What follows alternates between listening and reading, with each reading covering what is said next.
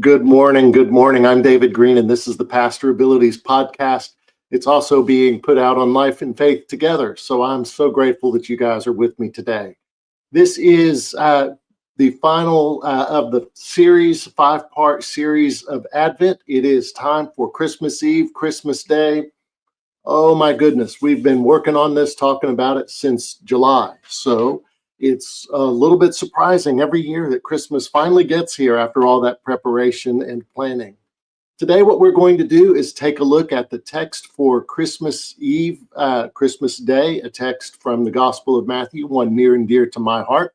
And we will also be setting up the stage for what we'll be doing the next couple of weeks. So let me kind of bring you back up to date, remind you where we are and where we're headed. So, wrong one. Here we go. This is the Advent schedule. So there are two ways to look at where we are right now. We have 4 Sundays of Advent and Christmas Eve or Christmas Day, depending on your local congregation. But it's Christmas time. And so the first 4 Sundays of Advent, we had, my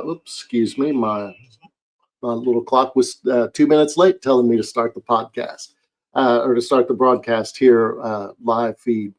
But the 4 Sundays of Advent, we have followed themes from Charles Dickens' A Christmas Carol and looked at biblical texts that are related-ish to it or related adjacent. I don't know. But those are the themes. And the idea here is this gives us a time to sing the classic old Victorian era hymns, which are many of the classic Christmas songs that we love and are very near and dear to our heart. So we had Marley's Ghost. This is the story in Dickens where Marley's ghost comes and warns Ebenezer Scrooge that humanity is their work, not the business that they've been attending to, and that Scrooge needs to change his ways, and that he'd be visited by 3 other spirits that night. And those are the spirits of Christmas past, Christmas present, and Christmas is yet to come. And you can see in the list of services that I have for Advent that we also included another service that we called Service of Comfort and Joy. And that was very much specialized, focused service. We held it in the chapel for people who are grieving. And the holiday season, oh my goodness, the holiday season just really can bring that grief out of a fair number of individuals. And my local congregation celebrates Christmas Eve. That's the First Presbyterian Church in Huntsville, Texas. You can find a live feed of our service Christmas Eve at 6 p.m. We do an evening service on Christmas Eve. So we're at the end of that 5-week series. Or for those who follow the liturgical calendar more correctly than what I do, Christmas Eve is not a celebration of Advent. It is the celebration of Christmas. And so we have Christmas and 2 Sundays following Christmas. That's the way the calendar lands. Now, this is a little bit of a challenge for clergy and church leaders because the Christmas celebration begins Christmas Eve, Christmas Day, and then there are 12 days of Christmas, which go all the way through into January. But by the time we get to December 26th, our people are done with Christmas. They have been there, done that. They've been seeing the ads since Labor Day, and they're ready to move on. And yet, this is a time that we need to stop and acknowledge that this is the season where we celebrate that the Christ child has come. And if we skip over this, the rest of the year really will not make as much sense. So what I have on the calendar for my preaching and teaching is Christmas Eve, and then 2 Sundays after Christmas. Text from Matthew chapter 2 and text from Isaiah next Sunday, the 28th. And I call that looking back, stepping forward. That's a common theme that I'll use that Sunday between Christmas and New Year's. And then the Sunday after that, where it's a communion Sunday for us, and I speak of Christmas presents, ENCE, where, okay, now we're in the new year. Now what? Now what are we going to do? And that's the text, a great text from the Gospel of John, chapter 1. We'll get there when we get there. So here we are now. I do this broadcast live Tuesday mornings. I'm in Texas. That's Central Time in the United States. And I start at 7:30 in the morning. Now, next week, I'm not going to do a Bible study. And I'm not doing a study this week on the text for Sunday morning.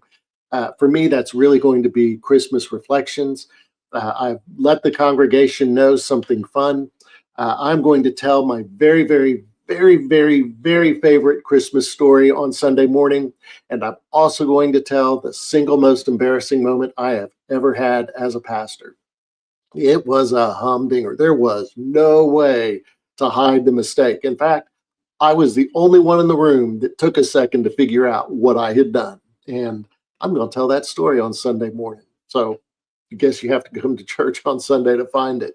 But that's going to be a more casual service in its nature. I will probably throw in an extra hymn or two.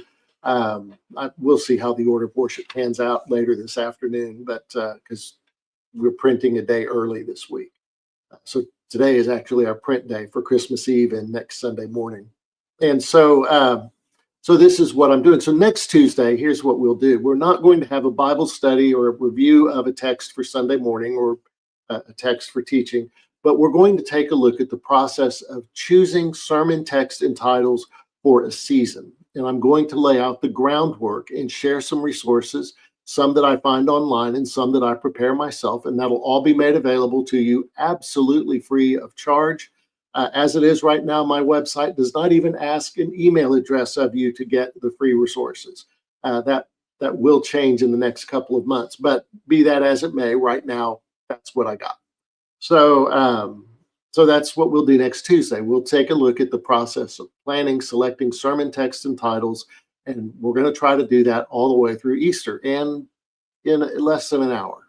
So that may or may not be super helpful to you. If you are a Bible teacher or a Bible preacher, that is absolutely essential. And that will show up on Facebook and on Pastor Ability's YouTube channel and podcast. So, but that won't show up on Life and Faith Together. This one's really targeting church leaders, preachers, teachers. So that's what we're going to do next Sunday morning. Today, what I have for you is just one of the coolest things. Just realizing I wanted to bring something with me that I didn't bring, but life moves on. So here's one of the coolest texts in all of the Bible. This particular Bible is the English Standard Version, and the editors give it the headline, "The Visit of the Wise Men." Were they? We're going to find out what was happening there. And fair warning, this is a text that I had the privilege of writing a master's thesis on decades ago in the mid or late 1990s. It was 1998 that I completed that master's degree, that my second of my master's degrees. And I got to write this paper for a very famous, very accomplished New Testament writer named Jack Kingsbury. Dr. Kingsbury literally changed the shape of biblical studies in the late 1960s with a booklet he published. And I call it a booklet. It's not a very long book. It's called Matthew as Story. And this is an important setup for where we are today in Matthew's Gospel. Dr. Kingsbury was the first of the academics to do the obvious, to take a look at the Gospel accounts and say, the Gospel of Matthew is written in the form of a story with a beginning, a middle, and an end. And where you are in those three different segments, the presentation of Jesus, the earthly ministry of Jesus, and the journey towards Jerusalem, which includes the crucifixion and resurrection of Jesus. Those are the three different segments. And in chapter 4, you find from that time forward, he began to, that's beginning the earthly ministry. And then in chapter 16, I think it's verse 21, you again see that phrase repeated. From that time forward, he turned his face towards Jerusalem. But from that time forward, gives you clear segments that you finished the presentation of Jesus, entered the earthly ministry, that you finished the earthly ministry, and now entered into it, the journey towards Jerusalem. And so that's where Dr. Kingsbury really changed.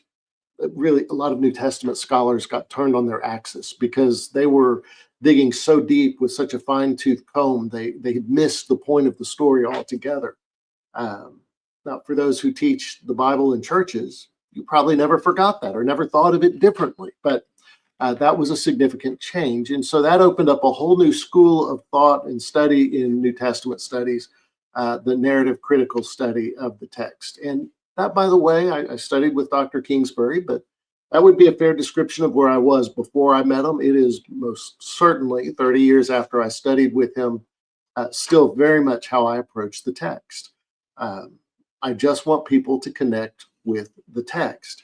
It's not, I mean, I do believe these things happen. I absolutely do believe them. And I think, honestly, it takes a whole lot more faith to deny the laws of physics in the consistency with the Word of God. It takes a lot more faith to be an atheist than it takes to be a Christian. But to each our own. My job is to proclaim the good news of Jesus Christ. So anyway, this is where we are, Matthew chapter 2. Now, here's how Matthew gets to where we are. And I'm going to back up, back. And we're going to give kind of a quick run through here. Now, Gospel of Matthew, chapter 1, verse 1. Let me clear out a little bit of clutter on my screen that y'all don't see. The book of the genealogy of Jesus, Messiah, the son of David, the son of Abraham. That's the first sentence. And the book of genealogy of Jesus Christ, the son of David, the son of Abraham, I think could also be the book of the beginning. I mean, we do have a genealogy here, and the genealogy is not in perfect consistency with what you'll read in the Old Testament texts or the Hebrew manuscripts. It's just not. And it's not intended to be. But it is intended to make the point that Jesus is the Messiah, the son of David, and the son of Abraham. And you get that right here out of the first sentence. Boom, this is the presentation of Jesus. This is the book of the beginning, the book of the genealogy of Jesus, Messiah, the son of David, son of Abraham. And you begin with Abraham was the father of Isaac, Isaac the father of Jacob, Jacob the father of Judah and his brothers. You get down to verse 5. And Solomon was the father of Boaz by Rahab. Boaz was the father of Obed by Ruth. Obed was the father of Jesse. Jesse was the father of David, the king. Boom, there's Jesus, Messiah, son of Abraham and son of David. Now you've gone from son of Abraham.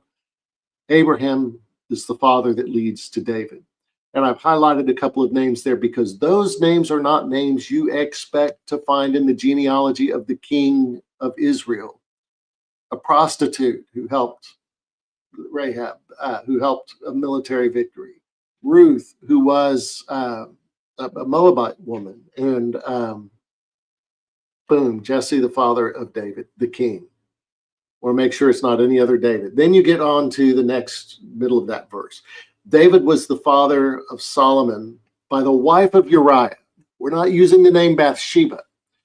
David was the father of Solomon by the wife of Uriah. This is the story that tells us that David was an adulterer. David and Bathsheba both were adulterers. Go back and read that text. In the spring of the year, in the time when kings went with their people, with their men into war, King David was at the palace. He was not where he belonged when he was supposed to be there. By the way, neither was Bathsheba. Her husband was at war, and she does a purification ritual in full sight of the king. The purification ritual is normally done in an enclosed space, women only, but she chooses to do it in full view of the king while he's standing on his rooftop. Neither David nor Bathsheba were where they belong or doing what they were supposed to be doing.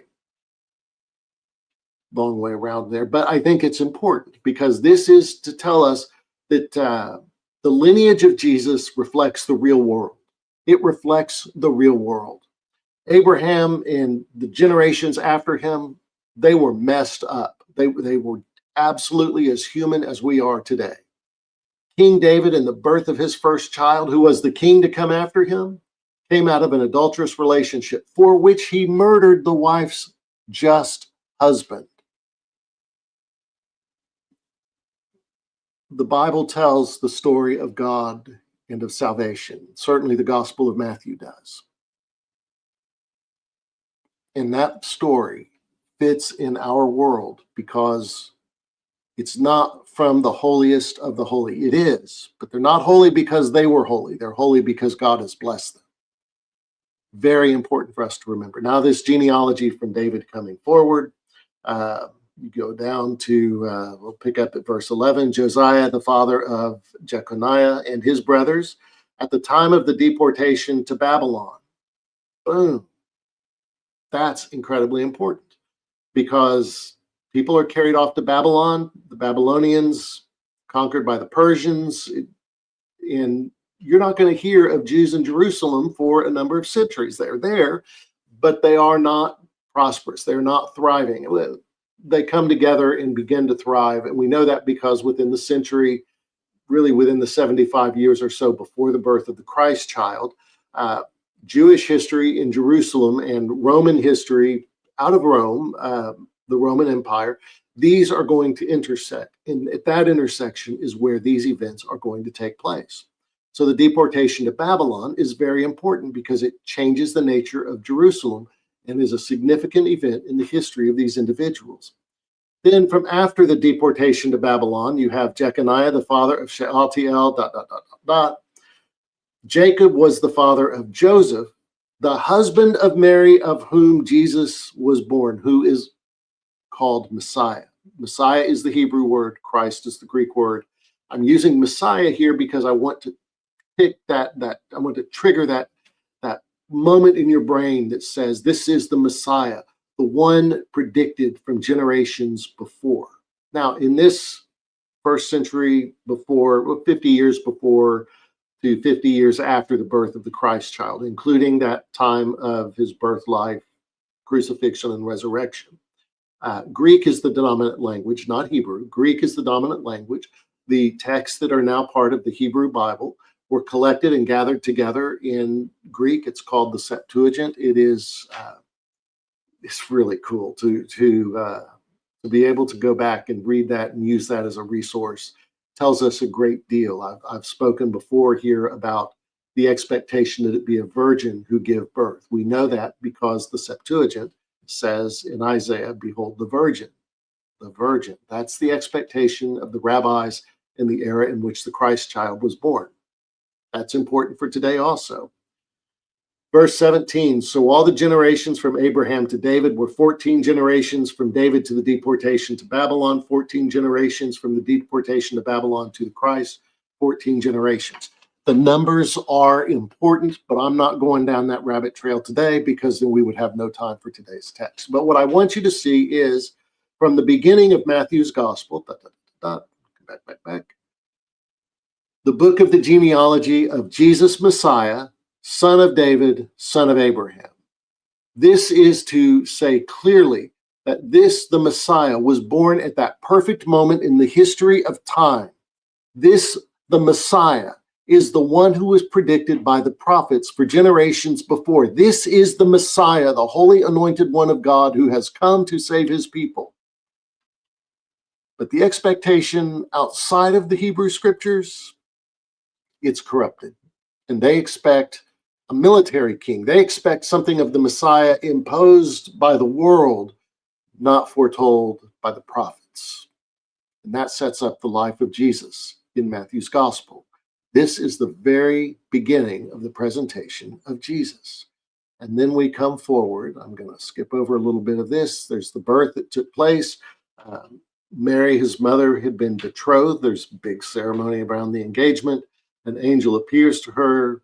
Do not fear to tell her that she is pregnant from the Holy Spirit. Her husband Joseph, being a just man, Joseph knows they did not do the thing that gets you pregnant, and he is a just man. He is not having sex with his fiancée before marriage. Very important little side story there of how that is of biblical value for us. It's just put right out there. But unwilling to put her to shame. He loves her. He's not going to put her to shame. He's going to divorce her quietly, step away. He is heartbroken about this. An angel of the Lord appeared to him in a dream. Joseph, son of David, do not be afraid. Do not fear. Do not even begin to be afraid to take Mary as your wife. That which is in her is conceived from the Holy Spirit. She will bear a son. You will call his name Jesus, for he will save his people from their sins. The root word in the Hebrew name Jesus is saving, salvation, will be saved. So that's why he's called Jesus. He is Emmanuel, God with us. He is called Jesus because he's here to save us. And then you get the confirmation that this is the prophecy. Joseph, again, a righteous man. When he woke from his sleep, he did as the angel of the Lord commanded him. He took his wife. He married her. but he did not have intimacy with her. He did not have sexual relationship with her until after she had given birth to a son, and Joseph called that boy's name Jesus. We know from now the genealogy that Joseph is not the biological dad of this child. And we know now from the birth narrative here that Joseph is not the biological father of this child. Joseph adopts this child as his own, and he will be seen throughout the gospel narratives as the son of Mary and Joseph. Those around them will see him as the child born to Mary and Joseph. They will be unable to see, often completely unable to see, that he is also Messiah, the Christ, the Holy Anointed One of God. Tells us a lot about Mary and Joseph were real people living in a real community with real people. Some got it and some didn't. But now, here's the presentation of the Christ child. Matthew chapter 2, verse 1. Now, after Jesus was born in Bethlehem of Judea, in the days of Herod the king, behold, magi from the east came to Jerusalem, saying, where is he who has been born King of the Jews? For we saw him in his star when it rose, and we have come to worship him. When Herod the king heard this, he was troubled, and all Jerusalem with him. And assembling all the chief priests and scribes of the people, he inquired of them where the Christ was to be born. Stop right here, and we're going to take a look at what happens in these few verses. It's a lot. Okay. We've been given now Luke last week or earlier in the Advent series, I talked about the Gospel of Luke giving us strong indicators of when this happened by naming a whole bunch of leaders, political leaders, religious leaders. It creates an indisputable window of time when these events would have occurred. And Luke gives us a very clear place, including Bethlehem, Jerusalem and Bethlehem. Jerusalem and Bethlehem. Now, Bethlehem's not far from Jerusalem. It's I've heard it said it's 5 miles to the south. I would have guessed it to be a little bit farther, but it is true that from the gates entering Bethlehem, you can see Jerusalem. I say from the gates entering Bethlehem, you can see Jerusalem, and up on the hilltop, some of the hills you can as well.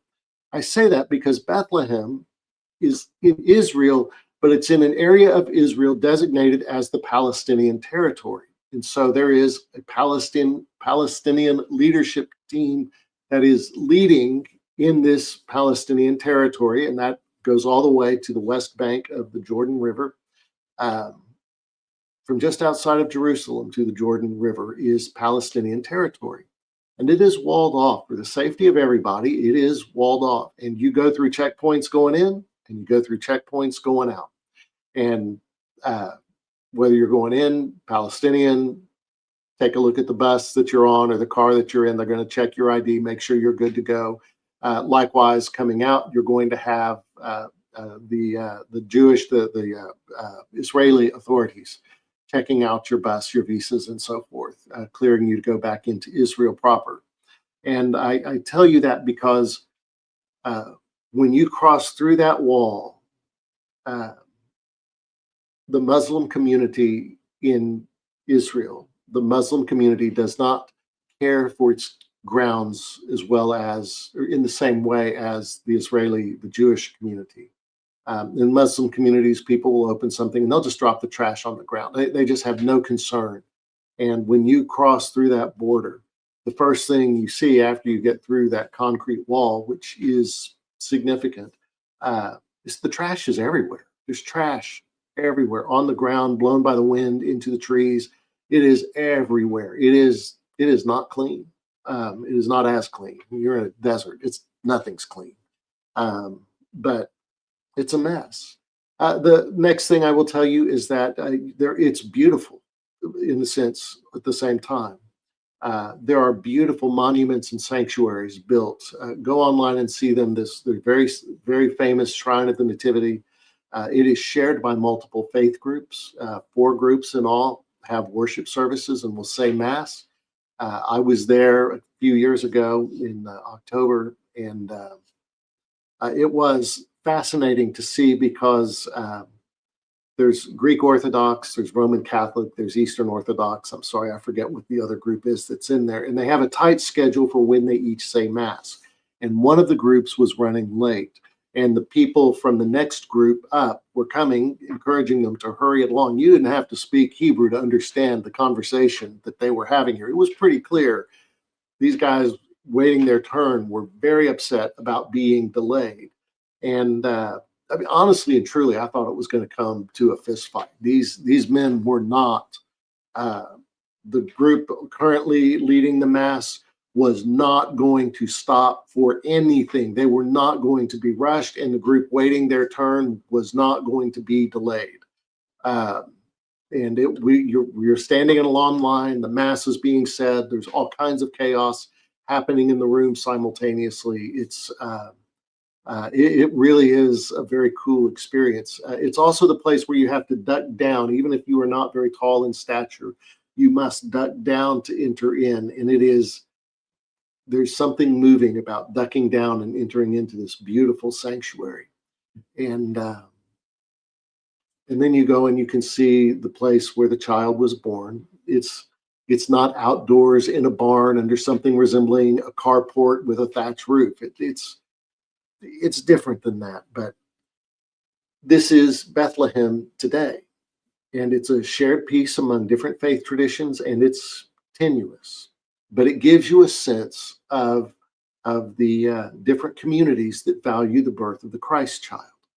I will also tell you that Bethlehem has a small group of Christians in it, and in Palestinian territory, Christians are very often, and from what I am told by people who live there, typically Christians are banned from having paid employment because the Muslim community wants them to convert to the Muslim faith. And many do, because if you live there, it's hard to get permits to live and work outside of the Palestinian territory. It's hard to get through there, but you got to feed your family. And some families will convert to the Islamic faith so that they can have work.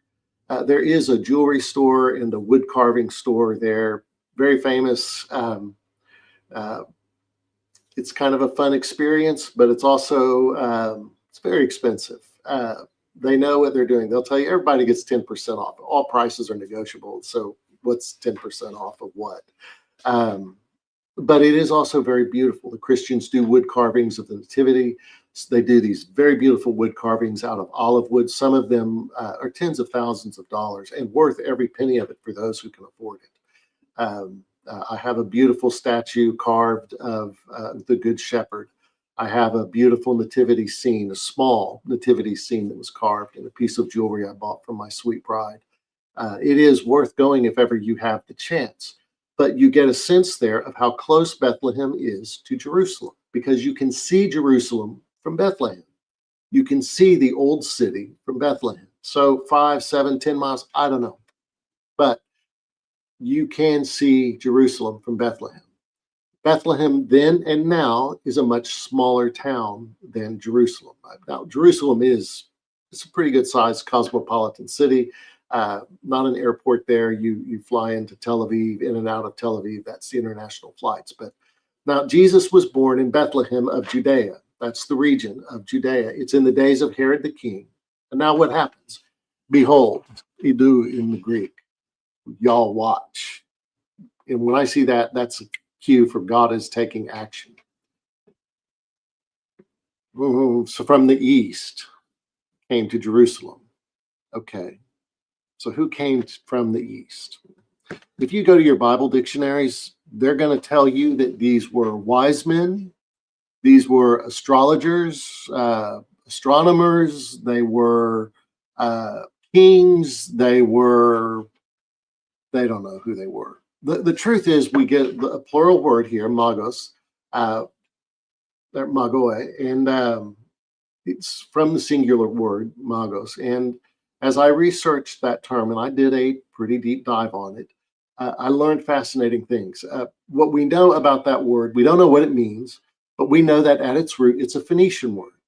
Okay, remember back in chapter 1 when we had the deportation to Babylon. Later, the Babylonians are conquered by Phoenicians. This is 400 years later that the birth of the Christ child is taking place. But we know this word is attested in those Phoenician and Assyrian records. I also suspect, as early as the time of Matthew's gospel, the meaning of that word was lost to antiquity. Now, Matthew surely had an idea of what it meant. And we derived the meaning of this from how they got to Jerusalem. They're wise men because wise men still seek him. So they're wise men.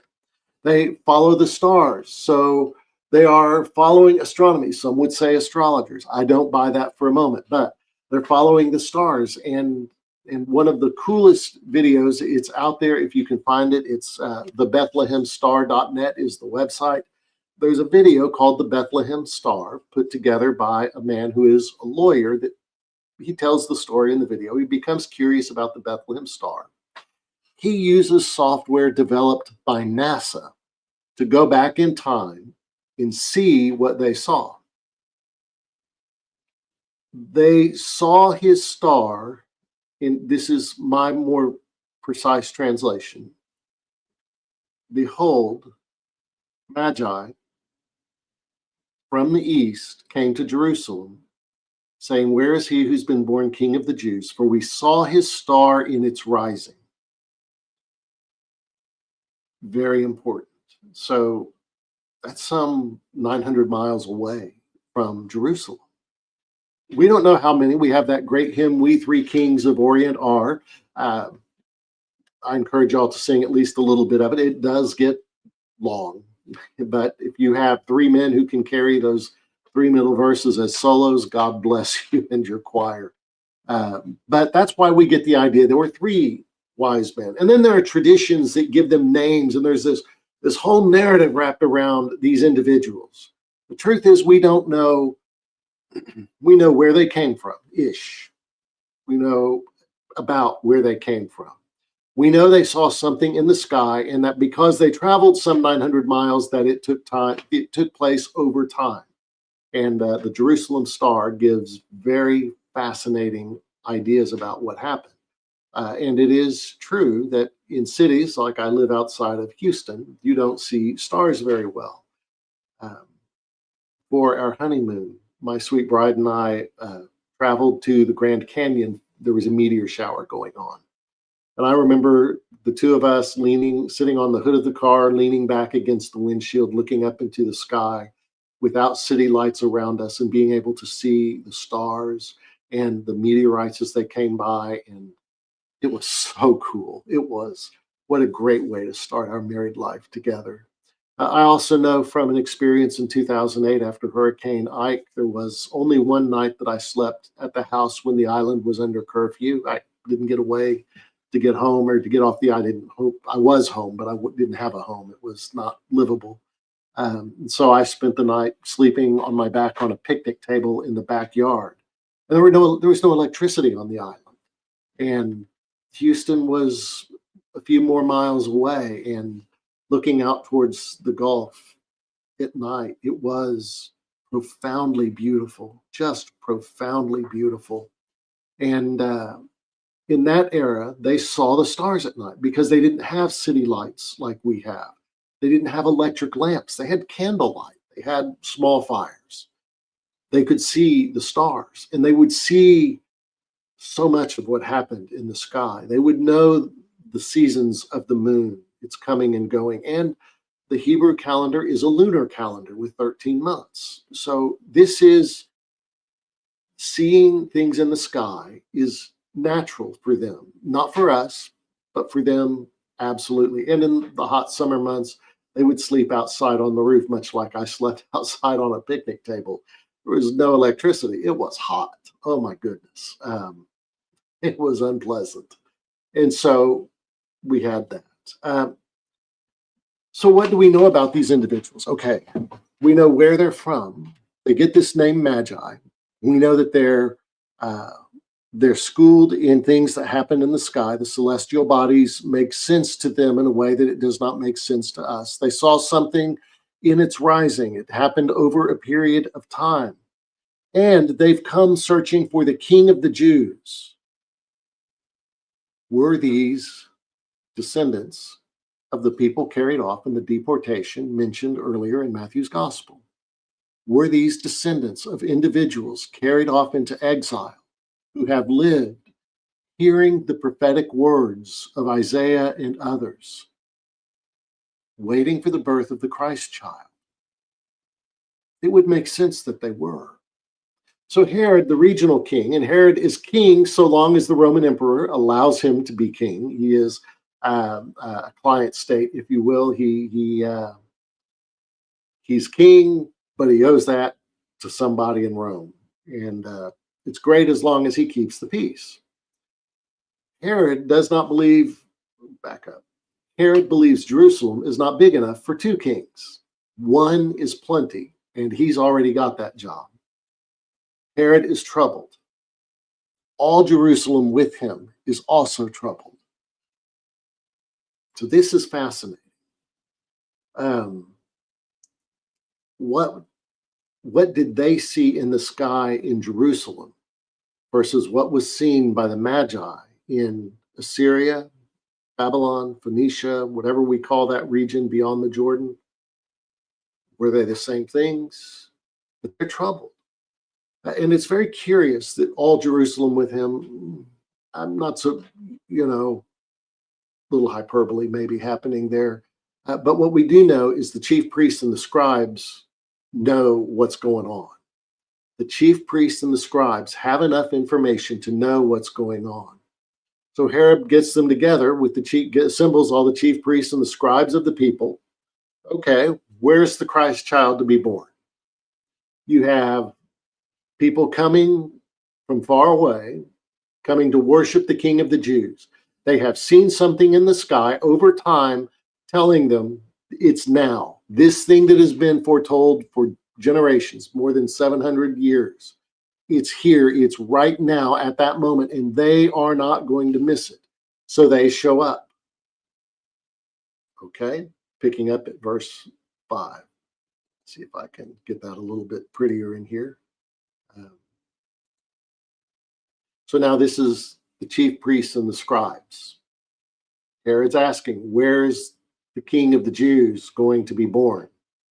In Bethlehem of Judea, for it was written by the prophet, and you, O Bethlehem, in the land of Judah, are by no means least among the rulers of Judah. For from you shall come a ruler who will shepherd my people Israel. That's what's happening in Matthew's gospel. Matthew is telling us that the scribes and the chief priests have every reason to believe, well, back up. They don't have every reason, but they have good reason to believe that the Messiah has been born in their time. That this is what they should be teaching and preaching to the people. This is it. It's the moment. It is here. It is now. But that's not what happens in Matthew's gospel. They like the way things are because they're the leaders. Herod is king, chief priests, scribes, they all have defined roles, identities. And if they have to shift their identity to accommodate the king of the Jews, well, that doesn't work. And then the other part of it is the messiahs came along every few years. I mean, it was not an uncommon occurrence for someone to show up in Jerusalem and say, I am the Messiah. And that person inevitably ends up being crucified on a cross because Rome says, nope, you are not going to invoke a revolution in Jerusalem, which is how the people had come to think of it. Now, the manuscripts, the ancient text, all translated into the Septuagint at this point in time, they tell us that the virgin is going to be with child. They clearly define the prophetic expectations, and there are dozens of them throughout those manuscripts. And people come in and expect or want, that's desire, that's probably the better word, somebody to come and save them from Roman rule, to reestablish David's kingdom in Jerusalem so that it is a Jewish kingship, a Judean kingship. The kingship followed from David, and in their mind, it's a political overthrow. Herod's not going to allow that, and Rome is most certainly not going to allow that. So messiahs came along fairly often. They would be executed, and their disciples would scatter away. So there is some reason for them to think, this is just another group coming saying, they're just here to foment for some kind of tumult in the city. They're just going to try to overthrow the local government, and so they're troubled by this. They don't take time to connect to the Word of God that they're quoting, that the events are actually happening. Jerusalem is a city. Bethlehem at that point in time, not even a wide spot in the highway, so to speak. Very, very small community, handful of families that would be gathered there. And they quote this prophecy. And I want you to follow the footnotes in your Bible as I'm following mine, because this comes from the prophetic, the minor prophet Micah. In the back of the New Testament, the last 12 books, often called the Book of the 12s, they're called also minor prophets. They're minor in the sense that they're not as long as the other prophets, the major prophets and minor prophets. The distinction that was given to me years ago, to think of it, it really makes sense. Major prophets got their own scroll. Book of the 12 got one scroll they had to share. And we don't read those as much as we should, but you really should, because they are wonderful. They are honest and raw, and sometimes gritty, and sometimes uncomfortable, and sometimes life-affirming and reassuring. And here Prophet Micah gives this beautiful prophecy, and it is about Bethlehem in Judea. Bethlehem is the least among the communities in Judea. It is the least among them.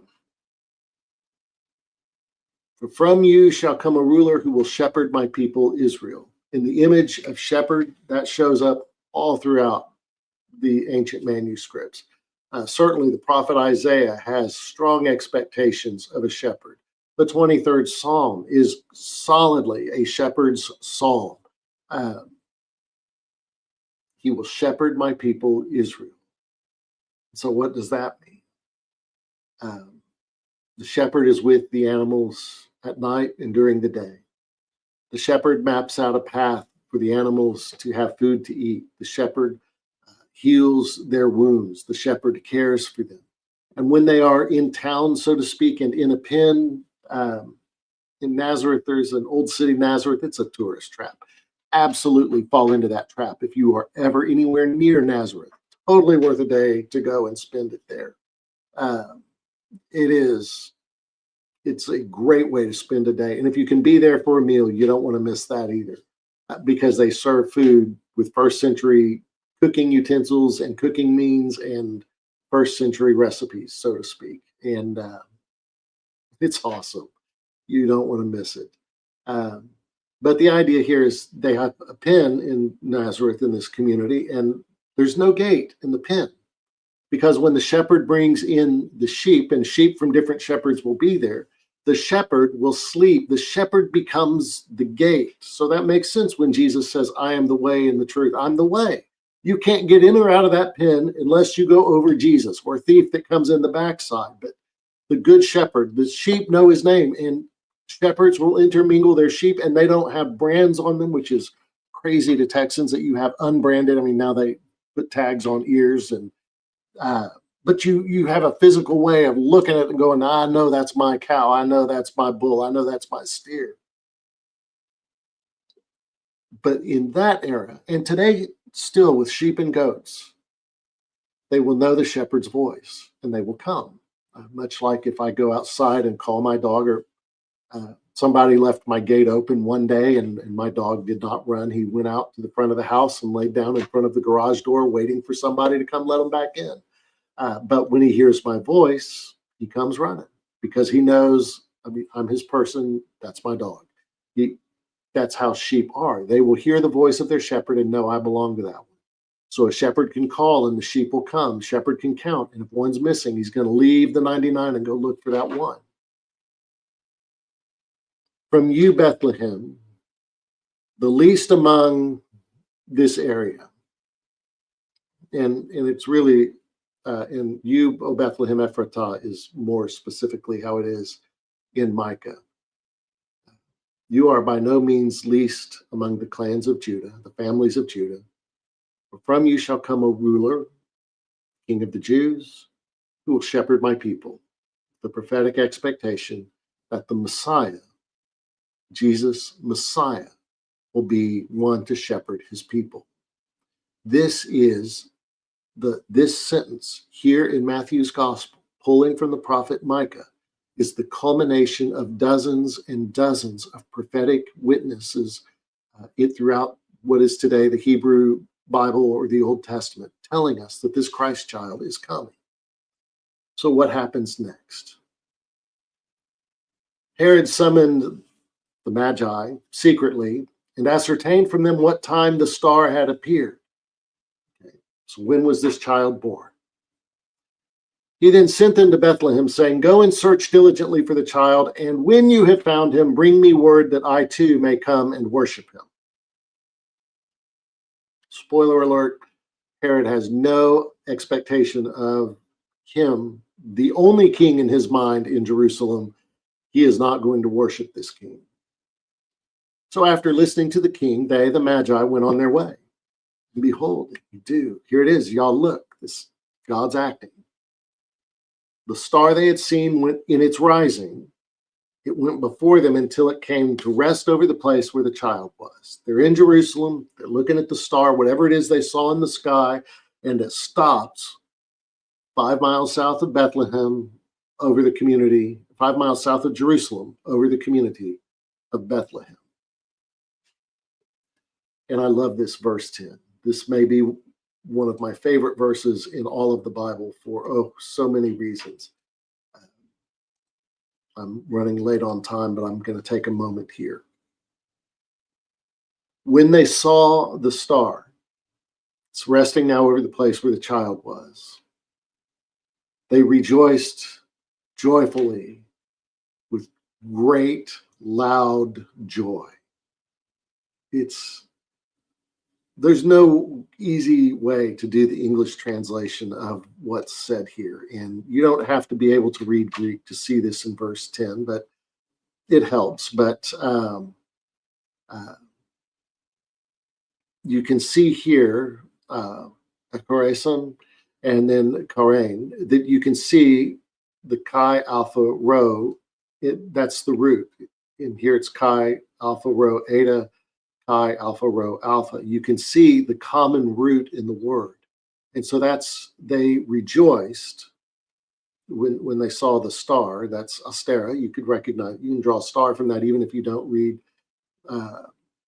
if you just know, if you joined a fraternity or sorority in your college days and just learned enough of the Greek alphabet to know that's alpha, sigma, tau, then you can know that's astera. And but you can see the root. You don't have to read Greek to see that root there. And so that's why I say they rejoiced joyfully, megaland, greatly. Not just, I know some of you are looking at the vertical screen, so I'll do it.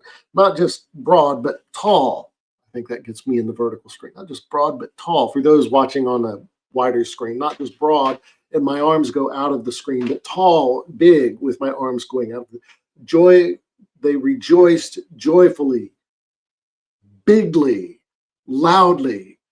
This was a celebration. And thank you for, I just wanted you to be able to see that. You don't have to be able to read Greek to benefit from looking at it from time to time. And there are resources, you can click on them and it'll tell you what the words are. But this is one of the verses you want to do that with.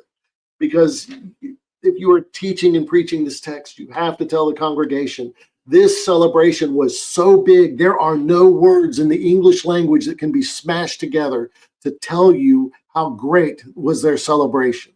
They have traveled some 900 miles. They and their forefathers have waited in exile some 4 centuries for this moment. The prophet Isaiah first talked about the birth from a virgin 750 years before this moment.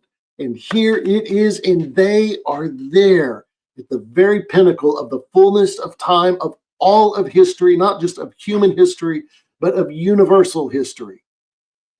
They are there at that moment. And that's a cause for party.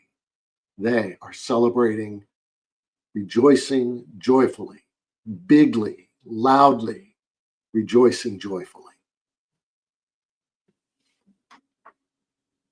Then going into the house, they saw the child.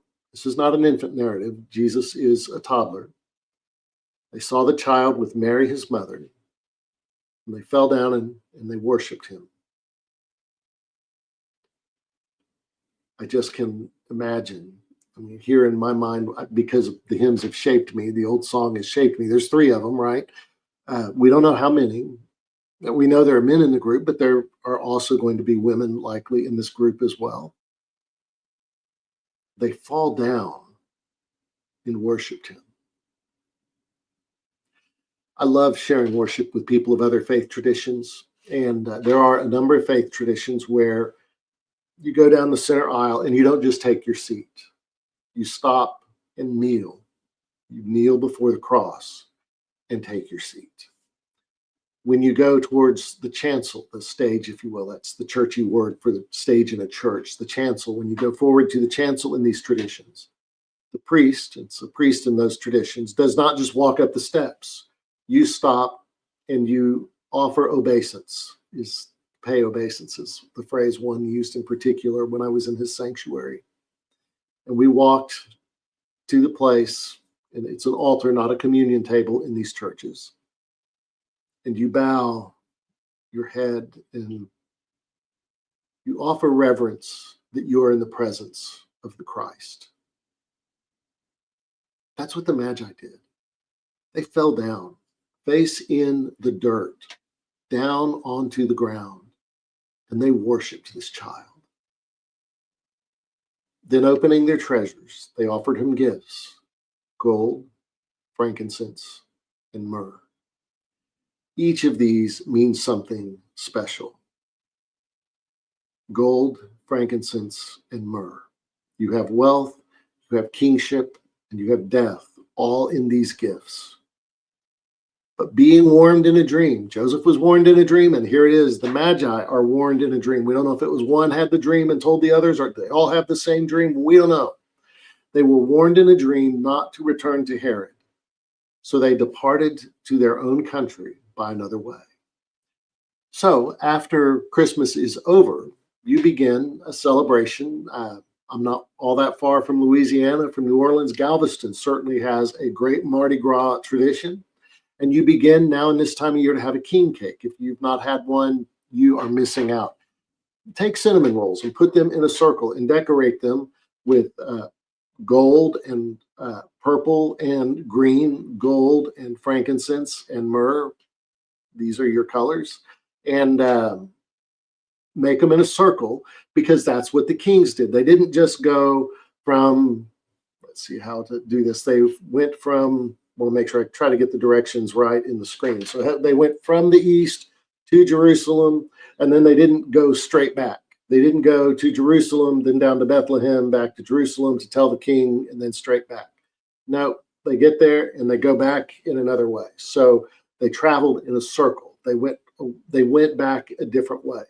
So that's why you have king cakes all the way up through Mardi Gras, which is the Tuesday before Ash Wednesday. And that's part of the celebration there, is you remember this event with the kings. And this is where I end the text for this particular sermon or lesson. And it is, collectively, it's a fascinating story that tells us a lot. I should back up. There is a story that follows after the flight to Egypt that Herod shows up with people in Jerusalem and kills the infants. And there are some who say this event did not happen. There's not, outside of this text, there's not another source that verifies it. And I'm not at all undaunted by that, because when you go back and you study Jerusalem or Bethlehem, back up, I just totally befuddled that sentence here. Back. Herod kills the children in Bethlehem. When he realized that he'd been tricked by the wise men, he became furious. He sent and killed all the male children in Bethlehem and in all that region who were 2 years old or under, according to the time that he ascertained from the Magi. So we know Jesus was about 2, toddler, running around. Some will say that never happened. And I'm not among those. Yes, I get it. There's not another document outside of Scripture that verifies it. But remember how tiny Bethlehem was. Um, it was tiny, tiny, tiny, tiny. When I was a kid, I was at a camp that went to visit a place called Fisher, Texas, John Knox Ranch, still in operation. And if you have kids that are of the age to go there, send them there. I know other folk who have kids that still go there. I know folk who are still counselors there. Send your kids. It's awesome. But the little town of Fisher, we'd walk however many miles down to that little town, and it was like population of 3, Mr. and Mrs. Fisher and somebody else. Now, Fisher, Texas, as it's a larger community today, it has one of the great 9-pin bowling alleys. If you're out that way, it should be on your bucket list to go. But it was a small town, and you'd see the sign, Fisher, Texas, population 3. That was, to me, coming from San Antonio, one of the 10th largest cities in the country, that was just bizarre to me. But that's what it was, population 3. Bethlehem, that was Bethlehem. That was it. And in another gospel narrative, you have people, remember they were traveling for this census, and then they're going to go back. There are not going to be many, if any, male children 2 years old and under. And if the king sends you to kill every male child 2 years old and under, you're not going to go back to the king and say, I didn't find any. You're going to go back and say, mission accomplished. Yes, sir. Because your life depends on that. So I am completely unfazed that there's not a text outside of this that has Herod killing the children. I have no doubt this is what happened. But put into the context of Bethlehem as it existed in that day, it makes more sense that we don't have something to verify it than the other way around. So this is what happens with the people coming to seek the Christ child. And so this is it. When you teach and preach this segment, these are the questions you want to leave people with. Are you willing to celebrate that Christmas? That's the one. It's not the Santa Claus of Coca-Cola and Hallmark and the local mall. It's the St. Nicholas, who was in a wealthy family, orphaned at a young age, gave all of his money away to other children, orphans. And he enjoyed doing that so much, he went to work, accumulated a large sum of money, and what did he do? He gave it all away again. And that was the pattern in the life of Nicholas. That's why he is Saint Nicholas, the patron saint of children. And his feast day in the Roman Catholic calendar is December 25th. Santa Claus. When my kids were of age to talk about Santa Claus, what I said to them, I say to you, I believe in Santa Claus. But it is so much bigger than anything you are imagining. Because Nicholas worshipped the Christ child. The Magi traveled some 900 miles to see that child, perhaps 2 years to get there. What did they see in the skies? Go back and find the BethlehemStar.net. There's a series of lessons and videos. He puts them out there free of charge. I still have a CD that I use. We watched that in my Wednesday Bible study last week because it just is so fascinating to me. But this is the question, isn't it?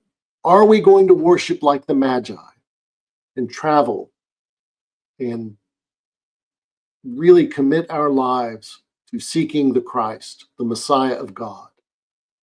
Are we willing to believe the centuries of prophetic voice that told us what to expect, and the overwhelming weight of historic documents, biblical documents and non-biblical documents that authenticate and verify the life, the death, and the resurrection of Jesus the Christ?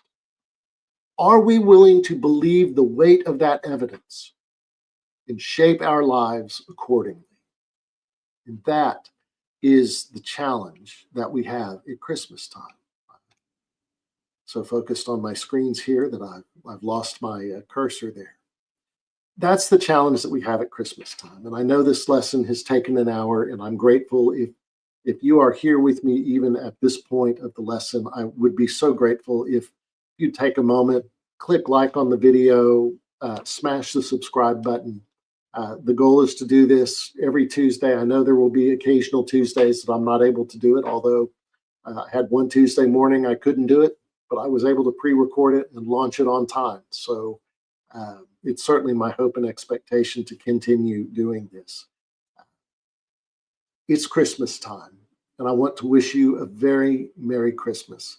I will be back online in this venue on Christmas Day. You will see me reading the Christmas story and talking about this being a good day to read through the Bible, to begin reading through the Bible. And I am so grateful for you. Grateful for those who watch the videos, grateful for those who post comments. And I'm humbled, honestly and truly humbled when I'm out and about and I see people who come up and talk to me about these videos. I'm really very grateful. I'm doing this because at this time of life with my disability, it's the most I can do to support the cause of Christ. And I'm grateful that I get to do this much. My friends, I'm David Green. This is Pastor Abilities. It's life and faith together. And thank you. And may God bless you and yours. Have a very Merry Christmas.